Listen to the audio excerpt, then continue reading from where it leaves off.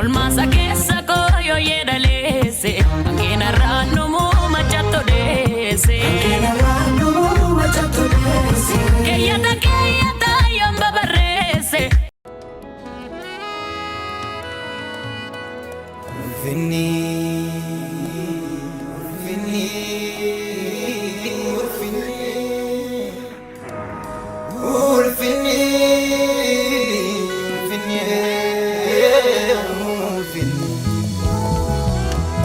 Olicha isa kalamefi ulfini Jesus is adamefi Olicha isa kalamefi ulfini Jesus is adamefi Olicha isa kalamefi ulfini Jesus is adamefi ulfini Olicha isa kalamefi ulfini Jesus is adamefi ulfini Ammayu alaysa Ammayu alaysa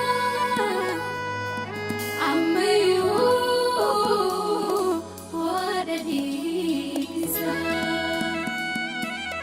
Infaisa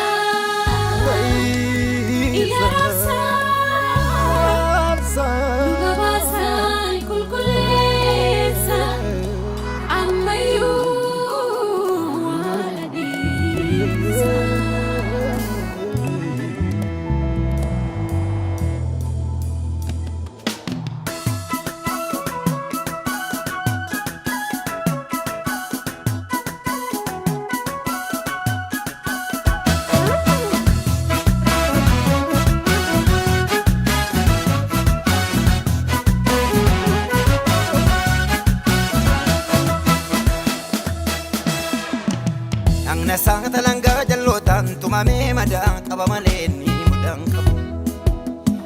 Cinacha sate bon warana me madang kabamaleni mudang kabu Markasa cinkarsan urame madang kabamaleni mudang kabu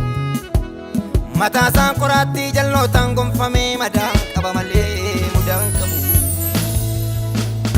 Madamale mudang kabu Madamale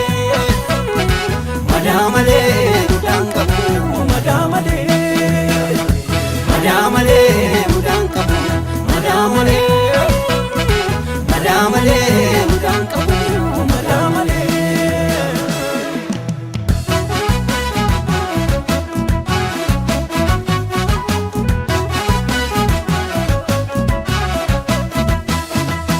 Imana fi mimana lota inkuram matmalenya Jabanda fise jajabota gonni duwafu warkallanne Lubu saatin falmela loota naada chabni gasan abbate Remorki duwa wajjini sinjifanno bonsa raawwate Madamale mudang kabu Madamale mudang kabu Madamale Madamale mudang kabu Madamale Madamale mudang kabu Madamale Madamale mudang kabu Madamale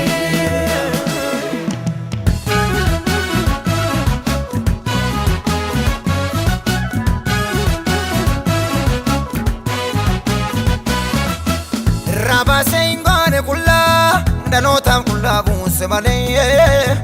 Ofinya telongne kambira Yesam dilbi kusamale Lola se kulkullu digesan Jubbu kenyatinu kullese Ngarsa taasi se jirenya sa Mana galgalanu funde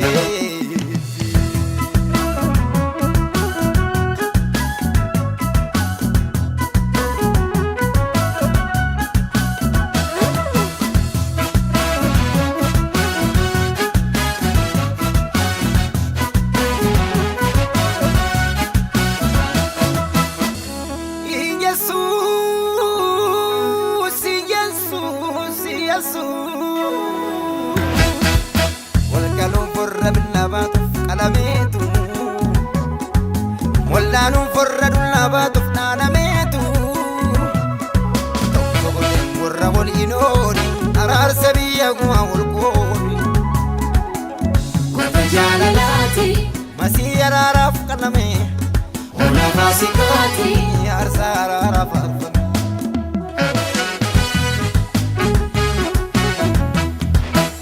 goota jaalalaati hoolaa araaraaf qalame abdii koo garaati aarsaa araara faarfame